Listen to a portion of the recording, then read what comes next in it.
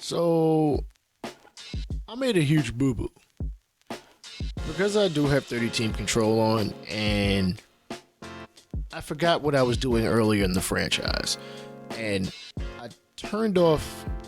Well, sorry, I made contracts manual so that I could sign my player. I don't remember what the exact reason was. Anyways, long story short, the AI teams haven't signed any of their draft picks. Normally, I would use the free agent period time to kind of scope through all the young guys that, not so much that the AI didn't draft, because usually as you go later and later, there'll be more undrafted guys who, in reality, should be a part of the next year's draft. They just end up as free agents, which still seems to be a thing, which is not how it's supposed to be.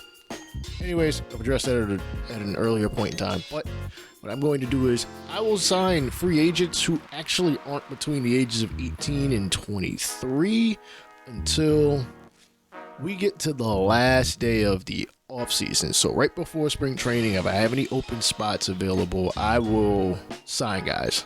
I'll just sign some young guys to fill in the minors. We got more offseason to worry about. The Brewers have the most money to spend, even in our own division. We're number 2 in our own division, but 8th in baseball overall. I believe we have almost just like a dollar shy of 150 million in which to spend. I think I may have found some guys that we won't have to spend too much money on, because I'm going to be cheap but smart cheap, if that even makes any sense. Listen, I don't do what other MLB The Show franchise creators do. Cheap out, and, sit on RBS for guys who would literally never stand for it. Nick Lodolo is my overall our ace. Of course, obviously, I like Hunter Green more. I looked at the offers for any pitchers that were 86 or 84 overall. I think Blake Snell's a free agent. He was looking for about 11, and Luis Severino, who's an 86 overall, was looking for about, I think, 12.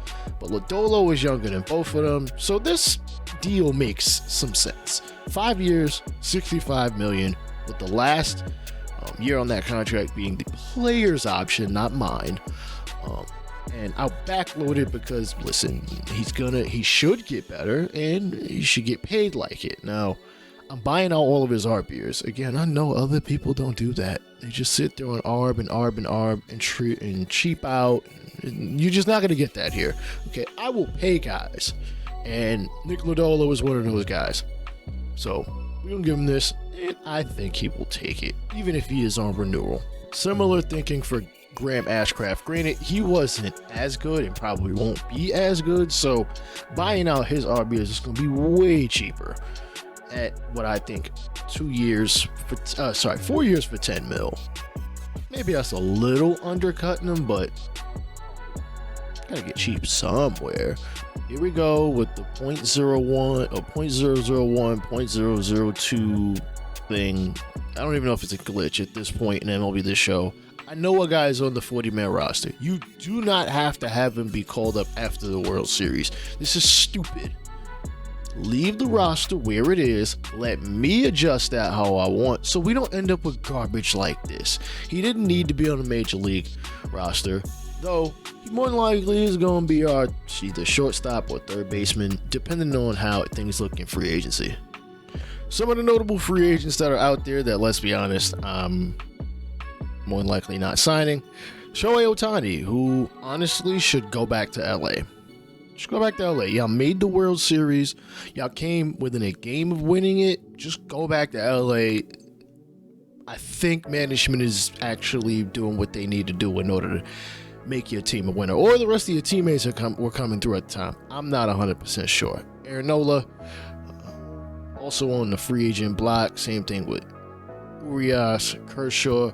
Oscar Hernandez had a hell of a season. As a matter of fact, I'm going to show y'all the numbers. 36 and 96 with a 286, 342, 562 slugging. I would sign him, but I'm not willing to give up the draft pick. If he's available after, the 15 days after the exclusive rights free agent period, if he's available, I might sign him. We'll see. Josh Hader, Luis Severino, Matt Chapman. I could go on, but I'm sure you've seen other creators who have done a franchise and you know some of the names that are out there. So let's see who gets signed, because to be honest, I didn't put too many offers out there. As a matter of fact, I offered some of our own dudes, Will Myers, Buck Farmer, Joey Votto, as well as some guys that were just outright free agents, just to get a look at them. Chad Hendricks, a closer, Gino Alayman as a closer, and Sam Navarro as a starting pitcher. Honestly, Alayman and Hendricks will more likely be relievers down in the minors, at least at AAA, just to give us some more arms out there. As you can see, the per nines, hitting K per nine, both pretty good next to my cranium. Same thing, solidly, at least for Gino. The Braves needed pitching, but damn, you got Ohtani's on. What? Oh, that's gonna be crazy. Josh Hader is gonna be the new closing pitcher in the desert. What is that? He signed a $102 million deal, which, if I'm not mistaken, actually might be very close to what Edwin Diaz got. Blue Jays trade Yimi Garcia in exchange for Ethan Small. I think Ethan Small is like a AAA pitcher. The Phillies are going to trade Nicholas Castellanos to the White Sox in exchange for Aaron Bummer. And now that we are after the November 20th date, which y'all don't need to see this much of me, the date right next to Macrome Dome, we can now sign some of these free agents who don't have a qualifying order. Some of these guys still do, but there's still some quality out there. Let's see what this free agency is hitting for. Nick Lodolo avoids arbitration in renewal, signing that 5-year, $65 million contract. As well as Graham Ashcraft going 4 for 10. Joey Votto was back for 1 year, $3 million. Spencer Steer, $4.5 million over the next 3. Again, I know none of these are big time, like, oh, this is going to change the franchise type moves. Excuse me, Kat. Hi, Zena. I don't even want to say hi to the people, but you've said hi to them before, you see? Will Myers is also back on the team, 2 years, $10 million. And again, a lot of other contracts of guys just to fill in the roster. Speaking of said roster, we are at 90. We have 25 on the 40-man, meaning I do have some leeway in which to maybe make a move on the Rule 5 draft, which might not be a terrible idea, but I'm still going to look at the regular free agents to see what's out there. Luis Severino goes to the Twins, 4 years, $52.8 million. I did think about signing him because I didn't have to give up a draft pick to get him. I don't know, I just went in a different direction, at least for an attempted signing. Because the game is dumb and didn't actually show the little side notification over here where I'm at, they usually let you know, hey, you signed somebody probably worth a damn. I had to go on transactions to see this. Jack Flaherty has been signed by us, 3 years, $36.6 million. The third year is a player option. I'm at Rosario, 3 years, $25.5 million. I think it's a mutual option. So figured I'd bring in a third pitcher because I don't think our guys are quite ready yet, even the young guys, and it'll give them some time to get some minor league burn. Clayton Kershaw does not have to leave LA at all. Instead, he'll just change from blue to red. Sounds really weird for the city of LA. He's going to the Angels on a 1-year deal. Yo, the Braves are not playing any games this offseason. They got Aaron Nola for way less than I think he ever should have gotten. Damn, only 118 for 5 years? That's nothing. Thought he'd get at least 30, 35. Not sure how I feel about this trade, but the Rays are trading Brandon Lowe for Ha-Seong King and Corey Howell. Okay, whatever. The Rays do Rays things. In the Rule 5 draft, I decided to go with Franmil Reyes. Right behind my head, 37 vision, which isn't good by any stretch of imagination, but he can hit for power. He'll be the most powerful guy on our roster, at least on a more consistent righty-lefty basis. His fielding is just fine enough that I can live with him being in the outfield. Don't know how often he'll play there because we got Myers there, and Friedel's good or solid there. We're going to be a revolving door, I got to be honest. Now, I do have to sign a catcher. I don't have a backup catcher that I really feel like we could really hang our hats on. And the Red Sox took one of our third basemen, Christian Encarnacion Strand. They don't even need him. They still got Devers. So what was the point? And then the Rockies took our shortstop, Matt McLean. Another guy who was a Double-A All-Star. I don't know when I would have called him up anyway, but I do really like his vision. You know what? Good luck in Mile High. We kind of could use a lefty in the bullpen. So I'm also going to choose Anthony Kay. He can be a long reliever, as you can see by his stamina. 47, so he can go a couple of innings probably before he's gassed. Julio Urias is going to Boston, 6 years, $133.2 million at the age of 27. That means by the time he's 33, he might still get a big deal, which is freaking nuts. But damn, he had a hell of a season last year. All right, arbitration time. Let's see who's getting what. Tyler Stevenson is going to be getting $2.188510 in salary, which means he actually won his arbitration deal. I believe I offered him like $2, so it's really not too much more. Same thing with Kevin Newman. He won his. Listen, I usually offer guys more than what they ask for or what is initially offered because they never seem to give much of a fight. TJ Antone will be signed for $770,000. He barely pitched last year, so I wasn't willing to really sign him for that much. Jonathan India will be getting $1.4 million. I think I upped his money just a little bit because, again, he missed a nice chunk of the season, but he's still a guy we want to build around for the time being. I'm not too sold on him, but we'll see. He hit like 230 last year. Jake Fraley, I gave him a little bit more just because he was one of the few guys who actually might have done something. Granted, he did miss some time too. Justin Dunn, $900,000. I wasn't giving him more than that. He pitched like 3 games at the majors, and then I sent him down. Sims gonna get $1.887 million. Whatever. You know what the money is. It's not a ton of money. And Franmil Reyes. All right, Franmil Reyes was drafted as a Rule 5 pick.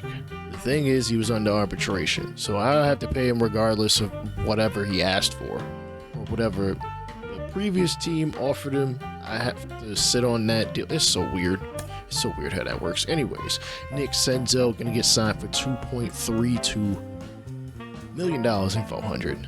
Add it on. That's gonna get taxed anyway. We also decided to sign Ismani Grandal. He's had a good season. He's had good seasons in the past. I get he's 35 years old. He presents us one of the few lefty switch hitter guys on the bench. And he can play first base if we really need him to. Also signed Boris Chang, a first baseman, deep potential, but the bat seems there. I still don't understand why there's so many guys with 70 some odd overall and deep potential because they always seem to tank, but I'm gonna give homie a shot. It's only right. He's currently better than Joey Votto, but we're gonna respect Votto and let him rock unless Boris Chang just straight beats the snot out of him as far as position battles in spring. Manuel, who is not too far off in overall from Jonathan India, so India needs to watch himself, before he finds himself out of Cincinnati. He's 27? Damn, I didn't know he was that old. Oh boy. Carlos Casilla has also been invited to spring training. Another deep potential 70 overall guy. Listen, I like to kick the tires on these guys. You never know what can come of them. He's just pretty decent all across the board. He is a lefty bat. He's 22 years old. If things don't work out in the spring, just send him down. We will also see our first bit of action from Cam Collier. Had to call him up. He's just ascending. Granted, he's only in the second year of pro baseball. And again, he provides us another lefty bat, and he's the second best as far as overall third baseman on our team. Not too far off from Spencer Steer. Spencer Steer hits lefties. You know, we'll see what Cam Collier can do. If not, if he's okay, or you know, other guys just seem to beat him out, and we don't feel like he's ready, we'll send him back down. I don't mind.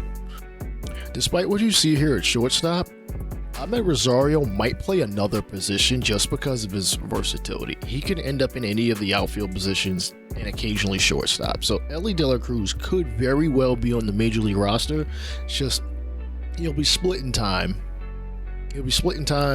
Also at second and third as need be. And again, things don't work out, just send him down. One player we will not see at spring training will be Jay Allen. I'm not ready to call him up yet. You know, you got to keep some of these young guys down in the minors for a bit. Not saying I'm going to service manipulate these sons of guns. It's just, I want him to get better in the minors. Again, you know, he's got the options. I've got all three options to work with, so I'm in no rush. Then, of course, Franmil Reyes will squeeze in where we can fit him in. He'll definitely take some DH swings. He may not be the starting DH, but again, he'll get some opportunities at either corner infield or at either corner outfield spot, just given the fact that he can play them, even if he's not great at it. You know what? Tyler Wade is just sitting out here. He's got positional versatility, and he's a left-handed bat. Let's take a chance on him, see what he's asking for, see what he's looking for. Okay. Obviously, I'm not giving him the standard 5-year deal that every MLB The Show free agent asks for when they're a free agent. It's very stupid. I could muster I think we could do 2 years. We could do a 2-year deal at, let's give him a little bit more money just because this is spring training. Bump it forward so he gets his bread. And, you know, if we need to trade him, we could trade him.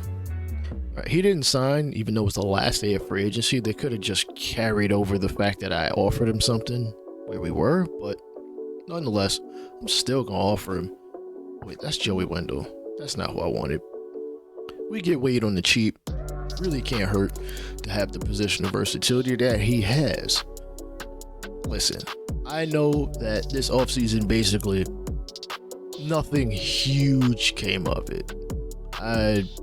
If any of my previous series don't do me any justice as far as that is concerned, because in both the Toronto Blue Jays and in the Arizona Diamondbacks series, I signed a decent amount of guys, probably sooner than we needed to. For Toronto, it made sense. That team is and at the time was a contender, so the urgency was there. For a team like Cincinnati, it's not necessary. It's not necessary to go out there and try to sign crazy big old contracts, try to sign Shohei Ohtani and stuff like that. I'm gonna take my time with this, within reason. Not completely take my time. Like, we'll get through season 2 maybe a little faster than I did season 1, because I think I've come up with an idea how we're gonna do things, but bear with me.